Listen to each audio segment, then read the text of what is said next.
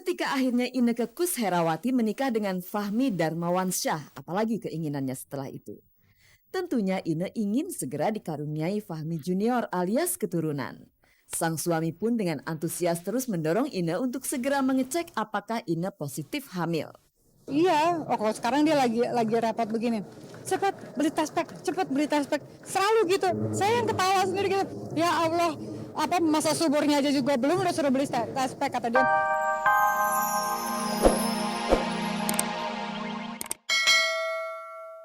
Saya mohon kepada kepolisian, kalau Om tidak mau juga dipanggil beberapa kali, kita mintalah dia supaya dijemput paksa. Ya kita panggil lagi. Ya kita panggil lagi yang kedua kali. Yang pertama. Ya nanti kita akan panggil lagi ya. Rencananya besok akan dipanggil. Tanpa menyingkirkan asas praduga tak bersalah. Berapa lama ancaman hukuman yang akan diterima Angel Elga jika terbukti bersalah? Ancaman pidananya 5 tahun. Denda sebesar-besarnya 900 rupiah. Setelah menyandang status tersangka, apakah Angel Elga akan segera ditahan? Ya sementara ini masih belum ya. Pemirsa, senang rasanya kita masih bisa kembali bertemu di Gospot bersama saya Nadia Mulia. Dan sudahkah Anda mengetahui kabar terbaru dari pemain sinetron yang ganteng Irgi Fahrezi? Wah pemirsa, kalau belum jangan kemana-mana dan teruslah saksikan segmen ini. Karena kabarnya Irgi sekarang sedang membidik panah asmaranya untuk mendapatkan seorang cewek. Tapi sebelumnya kita dengarkan berita dari Inneke Koesherawati yang sedang disuruh oleh suaminya untuk membeli test pack. Test pack. Itu loh pemirsa, alat mendeteksi kehamilan. Nah kira-kira hasilnya apa ya? Positif atau negatif? Kita tanyakan aja ke Inneke, saksikanlah beritanya.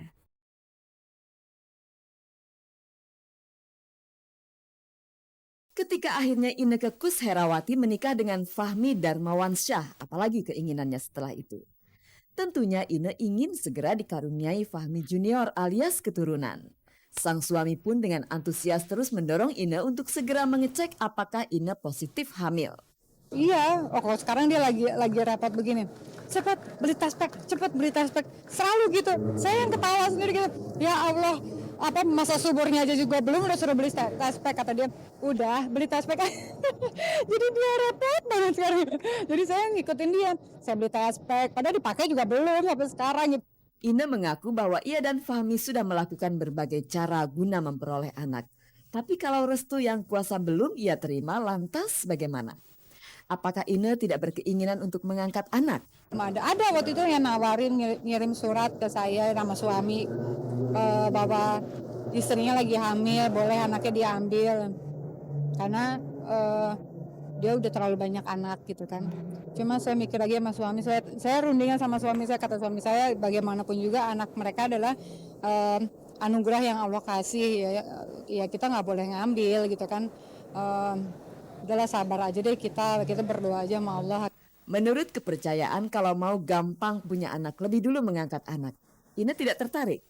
Memang belum terlalu berambisi untuk mengambil anak tuh belum ada karena saya sendiri masih harus memanage hati saya karena saya nggak mau nanti saya pertama mengambil anak dalam hati saya yang paling dalam itu menjadi pancingan, padahal di Islam sih itu tidak ada pancingan ya kan. Saya harus bersihkan hati saya itu dulu gitu. Kedua, saya lagi mikir apakah nanti kasih sayang saya bisa sama gitu kalau andaikan saya misalkan taruhlah saya ambil anak tuh saya tiba-tiba Allah memberikan saya rezeki anugerah anak gitu kan. Apakah kasih sayang saya ini bisa sama gitu. Kalau saya merasa diri saya kira-kira sudah bisa ikhlas untuk menjalani itu, tidak menutup kemungkinan saya mungkin bisa ngambil anak.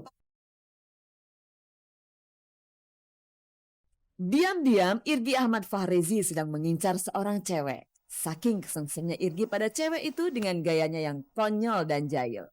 Irgi berusaha menarik perhatian cewek incarannya itu. Malena, itulah nama pujaan hati Irgi. Tapi bukankah Irgi sudah punya pacar? Anda jangan langsung mencap Irgi playboy, karena ternyata cerita itu hanya ada di sebuah sinetron bergenre komedi romantis berjudul Panah Asmara. Saya berperan sebagai Jackie. Jackie itu anak Betawi yang suka banget sama Jackie Chan. Jadi dia emang ngikutin gayanya Jackie Chan, ngumpulin baju Jackie Chan, posternya sampai filmnya. Tiba-tiba dan satu lagi dia itu penggemar wanita. Jadi dia memang ya agak sedikit genit gitu ya sama kayak babenya. Terus dia gitu salah satu target dari si Jackie itu ya ini Malena gitu. Malena itu cewek cantik yang nempatin rumah kosong di sebelah rumahnya Jackie. Put sini jadi Malena. Malena ini tetangga barunya si Jackie yang baik, dewasa banget. Terus tapi dia ini dijutekin sama ibu-ibu di sekitar rumahnya. Soalnya para cowok-cowok yang ada di sekitar rumahnya itu pada suka semua sama Malena. Dalam sinetron ini kabarnya Irgi harus beradegan ciuman dengan lawan mainnya. Bukan perempuan tapi laki-laki pemirsa. Mau tahu siapa yang mendapat ciuman mesra itu? Saksikan Panas Asmara Di RCTI hari Senin. setiap jam 9 malam.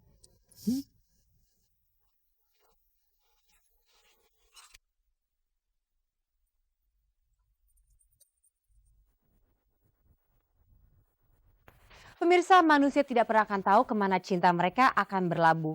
Dan manusia akan mencoba berulang-ulang kali sampai menemukan cinta sejati mereka. Nah pemirsa, sudahkah Anda menemukan cinta sejati Anda? Siapapun orangnya pasti pernah berbuat teledor. Jane Shalimar juga pernah melakukannya dan keteledorannya itu membawa petaka. Tanggal 23 Desember tahun lalu, Jane Shalimar mengambil uang lewat ATM di kawasan Tebet. Setelah melakukan transaksi, Jane tanpa sadar meninggalkan kartu ATM-nya di dalam mesin ATM. Sialnya orang yang menggunakan mesin ATM berikutnya bukan orang baik-baik. Tak ayal rekening Jane Shalimar dikuras oleh orang tersebut. Pikirannya lagi bercabang-cabang, jadi ya kelupaan lah ya, karena biasanya kan kalau mencet tinggal hitung berapa jumlahnya, automatically kan terakhirnya kartunya langsung keluar sendiri. Nah ini aku ambil transaksinya tuh yang milih gitu, mau jumlah berapa. Jadi kan pasti di akhirnya tuh masih ada tulisan apa ada transaksi lain iya atau tidak. Aku udah keburu keluar. Aku memang inget waktu itu setelah aku ada cewek masuk. Tapi nggak nge, orang aku baru nge kartunya hilang besoknya.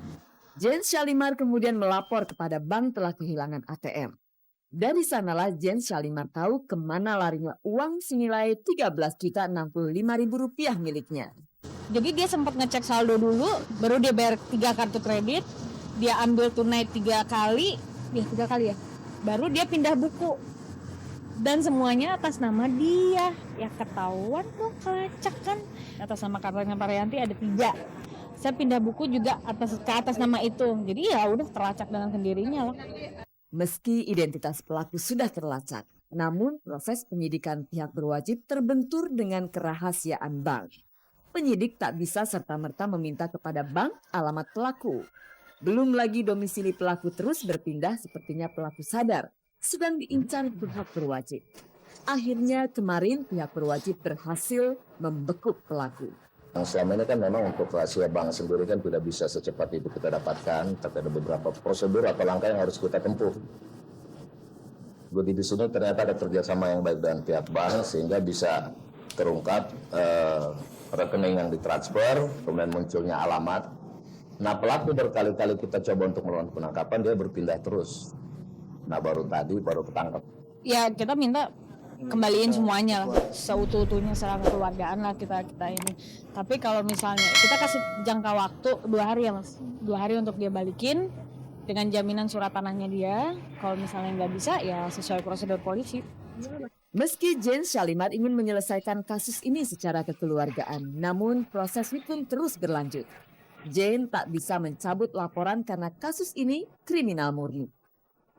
Ini masuk dalam kategori tindak pidana murni, yang mana perbuatan tersebut, perbuatan pidana di sini tidak bisa dilakukan pencabutan. Lain halnya kalau kasus delik aduan bisa. Kalau ini tidak bisa, jadi silakan mungkin dari pihak pelapor ada penyelesaian di luar hukum dengan untuk dalam rangka pengembalian itu di luar penanganan daripada kita, tapi kasusnya tetap kita lanjutkan. Kemarin setelah 4 bulan memburu pelaku pembobol ATM-nya Jane Shalimar untuk pertama kalinya dipertemukan dengan pelaku. Apa reaksi Jane setelah bertemu dengan sang pelaku? Awalnya sih pas ngeliat tadi pas masuk, hah ini orangnya yang bener, orangnya tuh kecil, yang gimana ya, nggak tega juga sih ngeliatnya gitu ya, dan namanya nggak tega.